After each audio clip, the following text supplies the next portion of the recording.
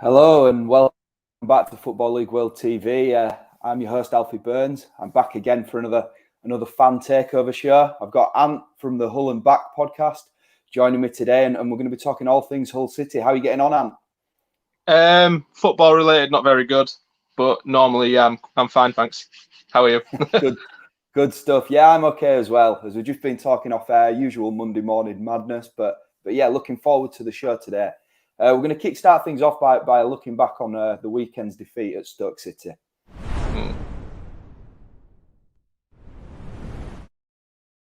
So there was another defeat for Hull in the Championship over the weekend. They lost 2-0 at Stoke. There was Mario Vrancic opened the scoring with a pretty good solo goal, and then that was sort of bettered by a Nick Powell free kick that rocketed into the top corner. So two good goals that beat Hull at the weekend, but a disappointing defeat. Would you agree, Ant? Yeah, I mean, realistically, we would have taken a point from that game. I personally expected us to lose, so it was about where the level we're at the minute. We didn't really expect to win. Stoke are up there, top six. They're doing well. We're struggling to score, so it just didn't seem like a recipe for success, and from our perspective, anyway. But it was another case of just being repeated from all the other games. Really, we have good spells. We seem to do okay, but we don't offer much threat up top. And then a couple of lapses in defensive concentration, and we've lost the game. It's getting to a point where it's happening game by game. Unfortunately, becoming the norm. Yeah, I mean, if we've got any Hull City fans tuning in, which I hope we do, get yourselves into the comments, and we want to hear your thoughts from the game on Saturday. Just you touched on Stoke there. I think that for me, they're one of the Championship's better sides. We won't focus on them too much, but do you see them as a top six contender this season? I do, purely because some of their better players, I think, are still injured, aren't they? To be up there without your strongest side obviously means that you've got strength in depth. They looked good. They looked tidy. They've got a lot of goal threats. The system seems to work. And I do like the way that O'Neill sets up his side. He plays out from the back. He plays nice football, which I think is what most fans like to see. Probably Stoke fans more than most, because they're used to the old Rory Delap long ball, Tony Pulis era, so they're probably enjoying it a bit more than most would.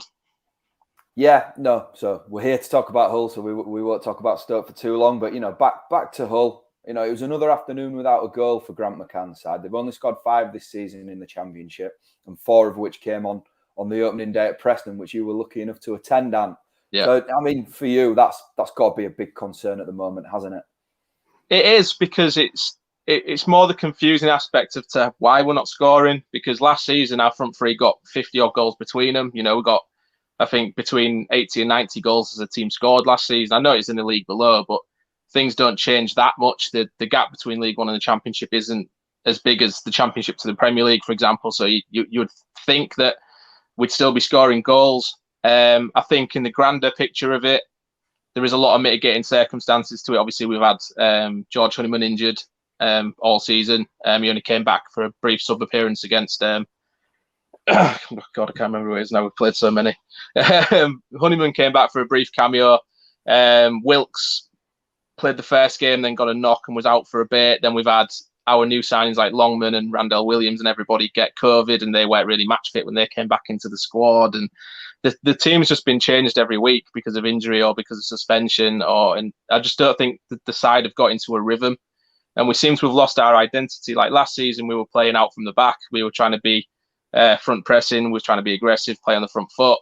And this season, we've resorted to just hitting it long. I don't know if it's because the pressure of the game or the situations get into them and they just sort of abandon the game system. But it's getting to a point now where we're just not creating chances. And when you've only scored in 2 of your games this season, you've got to really be asking questions about, why isn't anything changing? Why isn't the system changing? Why are we going back to basics and trying to do that well just to earn a couple more points and get a rhythm going again? But no, it's getting to a concerning stage now. Obviously, to not score in 8 of your games at the beginning of the season is ridiculous at any level, and it needs to change. Yeah, absolutely. And as you touched on there, I think it was 80 goals in League One last season. I think on the Peterborough, I think I'm right in saying, outscored Hull last season. And the personnel hasn't really changed that much. As you said, there's still the likes of Malik Wilkes are still there and available to Mccann. I guess, would you put that down to hoping that just a little bit of rhythm with the players available and getting more minutes under their belt, that they'll adapt to the Championship and score you the goals you need. Yeah, I think that's literally the only saving grace at the minute, is that the players that we rely on to score the goals have either been injured or are coming back from injury. So we may not have seen a full strength side this season. We may not have seen our side at the full potential. At the minute, there's only really Keane Lewis-Potter who's a goal threat, so he's getting double marked in all the games, and we don't really have another outlet to it, because Wilkes still seems like he's gathering match fitness. He doesn't seem 100%. And then you've got McGuinness, who's struggling against the more physical centre halves this season. So we've got another type of striker in Tyler Smith, who we're hoping will change sort of the rhythm of the team a bit and give us a different dynamic up top. It's just, I think it's frustrating because we're missing the likes of Huddleston, who's been very good since he was in the side. We had clean sheets when he were playing. Greg Doherty, who found form and then got injured, and then you've had Honeyman, we've been missing. I just think that the side is struggling because we're having to bed in these new signings quickly and try and play the same way we was last season, which isn't going to happen because they aren't the same players. So players like Matt Smith, he's a very talented footballer, but he's not George Honeyman. He doesn't do that box-to-box dynamo thing that Honeyman does, where he wins the ball, but then he'll go and create a chance at the same time. And it's just, I think it's just every sort of out of our control circumstance has just contributed to this flat effort that we've had for the beginning of the season, and it's quite frustrating. Yeah, I suppose I want to look back at maybe the summer. Did you expect there to be this sort of struggle for goals, looking at the squad and how they performed last season? Personally, no. I thought that the front three, given how they performed last season, would be fine. I mean, we didn't sort of see the transfer embargo coming in, so maybe we would have signed a higher caliber of player if we could have done. But we've been limited to frees and loans, so maybe we've had to delve into leagues below, which means that the squad's very inexperienced. Then when we signed Huddleston, you thought, oh, here we go. If we've got Huddleston, Doherty, Honeyman, we're going to have a lot of chances created there. That's high energy and good passing stats. Then Honeyman got injured, so it's just a lot of. You expected us to have a lot more about us than we currently have. I mean, Lewis-Potter, McGuinness, and Wilkes, like we said, have had 50-odd goals between them as a front three last season. And for Keane Lewis-Potter to be on 2, McGuinness on 1, and Wilkes on 0 so far just sort of shows that the three we usually rely on are sort of shooting blank at the minute, and we need to change it around. Yeah, and the lack of goals has contributed to a tough start to the season, and Hull are currently in the bottom 3, which naturally piles pressure on the manager, and Grant McCann is going to be the focus of our next segment.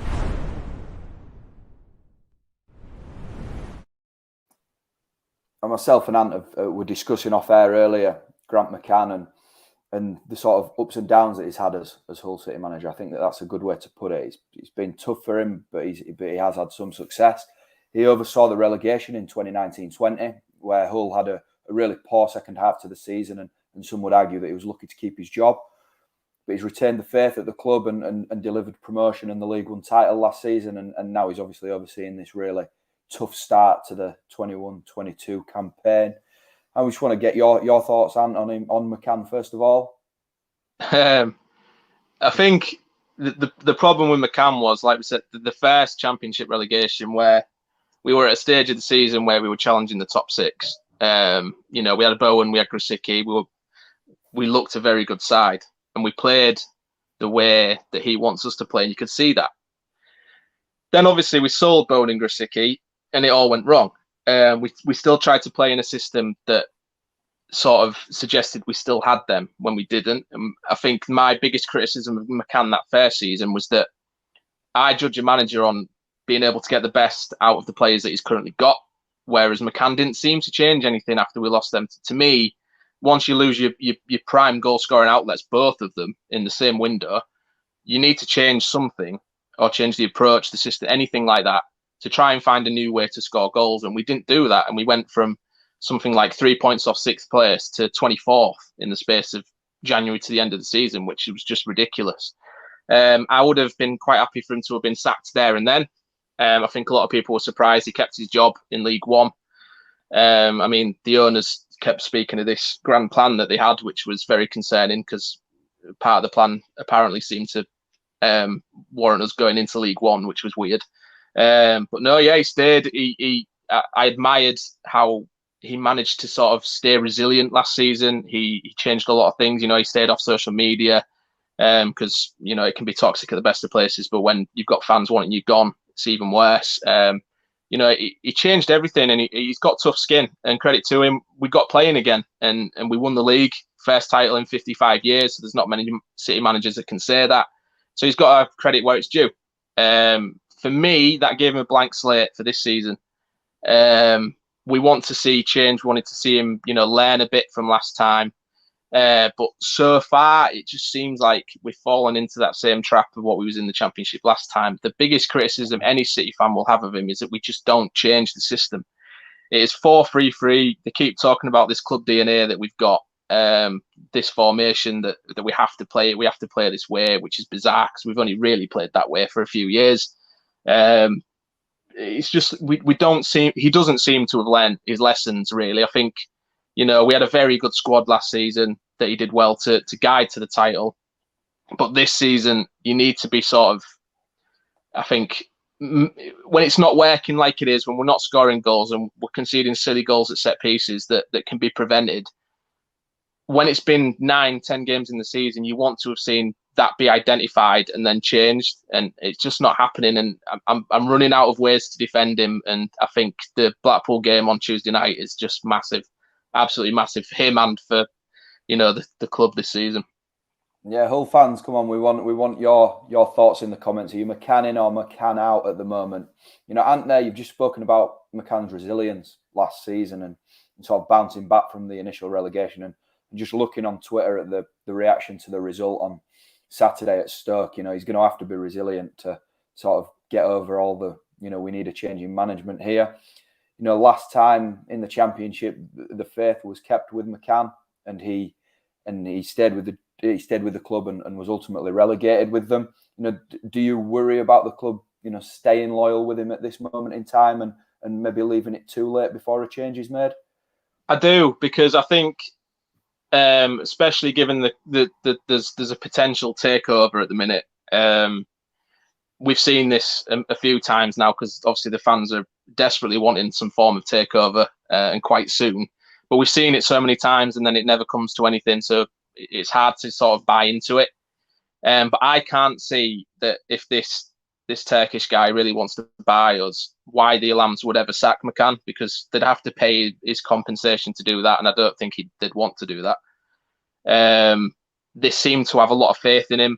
I mean, if they didn't sack him after, I think his Championship record something like 11 points out of 90 available. If he's still got a job after that, you got to question whether if he's got job security for life with these guys. I think maybe they're going to give into account, the outside circumstances that are contributing as to why we're doing so bad at the minute. But as a fan, you just want to see him change it up, make it look like they're proactively trying to do something. So I don't know if the owners, whether it comes down to it, I don't think that they'll sack him before the international break. I think we'd have to be in a perilous position come December time for them to get rid of him. I don't think that they're even contemplating it at the minute. Although Chris Wilder was apparently at the stadium against Stoke, so we don't know. Maybe something's in the pipeline that we don't know of yet.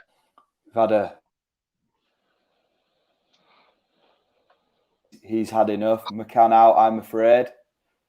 And we've also had one from Mark Stanway, which I'm just going to pop up. If the Allams are close to a sale, he will not go. Would you agree with that?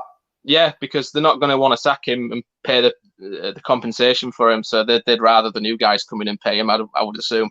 So whilst this takeover talk's going on, I don't think that he's anywhere near getting sacked. So obviously there we're talking about Mccann and the scrutiny around his job's only going to grow if results don't start to pick up soon, and that's what we're going to touch on next as we discuss Hull v Blackpool.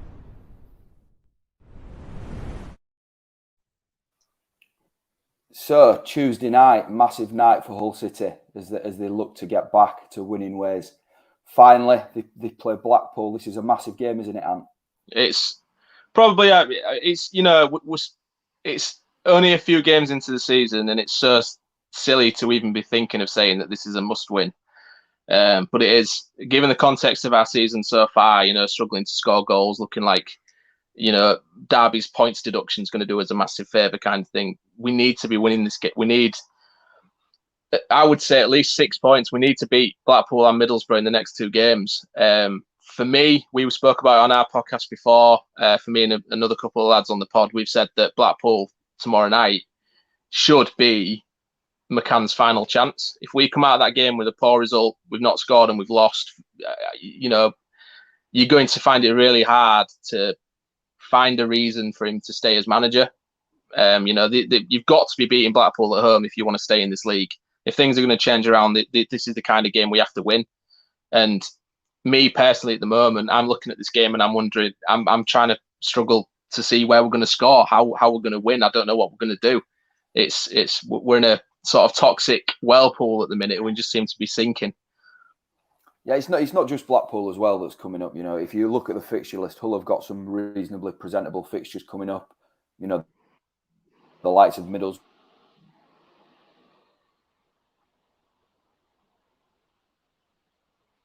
That's all between now and December. It's a really important part of the season, isn't it?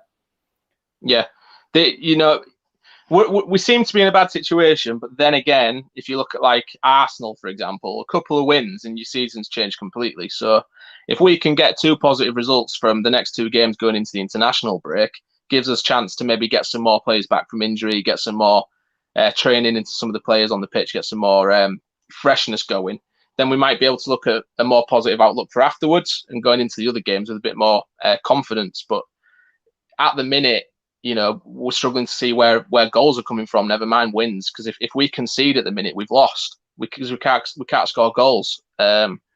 So I think this is kind of a season-defining week for us. If we get to the international break and we've not won against either Blackpool or Borough at home, then we're really, really going to struggle afterwards because, we've got harder fixtures to come afterwards. So we've got to get some points from the teams that we expect to get points from. We've got to be targeting wins. So you're speaking as it is a must win then tomorrow against Blackpool. I'm going to put you on on the spot here. Are Hull going to get that victory? I want to score prediction. I really want to say yes, but I just can't at the minute. I think if we get the first goal, I think we'll win, but it's just scoring at the moment is an issue. I think it'll be a 1-1 draw personally, but it has a typical 1-0 loss about it for me. My head says 1-0 loss, but my heart says it will at least draw. So you say 1-1 there. That's a goal, a point on the board. Would you see that as a positive sign at this stage?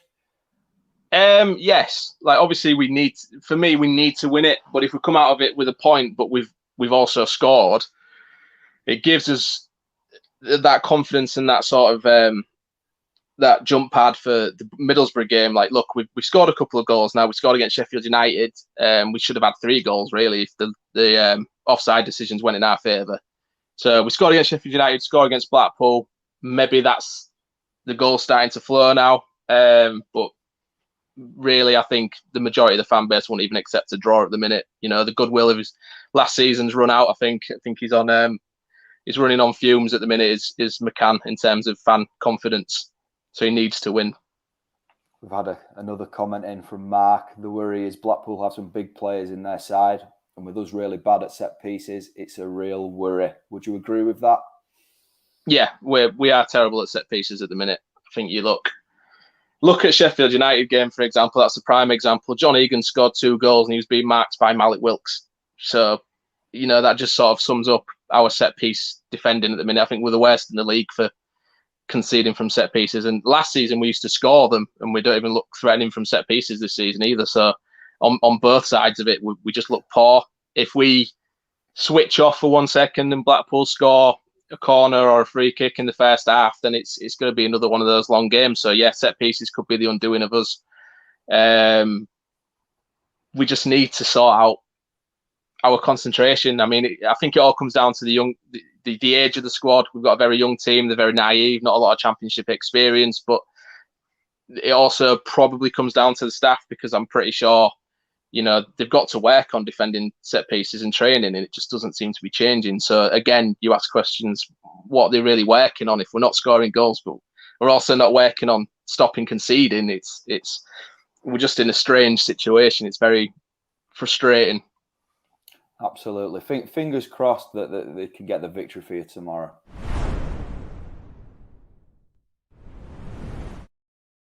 So that concludes the Hull City Takeover show for today, the first one of the season. Apologies if there's been any sort of technical issues there. It's the joys of live broadcasting. I think my internet's deciding that he's had enough this Monday morning. Thanks for joining me, Ant. No worries. Thanks for having me. No, not a problem. For those still with us, keep your eye on Football League World TV. In the future we'll have plenty of Hull content going out on the channel, so keep an eye on that. And there's lots of other stuff to get excited for tomorrow. We've got the debate where we're going to be discussing who are the 5 most exciting youngsters in the Championship. I don't know, Ant, if you've got any Hull names that you want to throw in there. The two from us I'd throw into the ring would be Lewis Potter and Greaves. I think Jacob Greaves is destined to be a Premier League defender, ball playing, left-footed. Happy to bring the ball out. Just got a lot more to learn in terms of, he should have had about 7 goals last season, so he needs to work on that, but he's a defender, isn't he? But yeah, I'd throw Lewis Potter and Greaves in for us. Yeah, I'd definitely agree on Lewis Potter there. So yeah, we'll see if either of them come up on our panel's list tomorrow. We've also got a Reading Club takeover and the Tuesday EFL preview where we're going to be looking ahead to some midweek fixtures. But anyway, thanks again for joining us, and we'll see you again soon.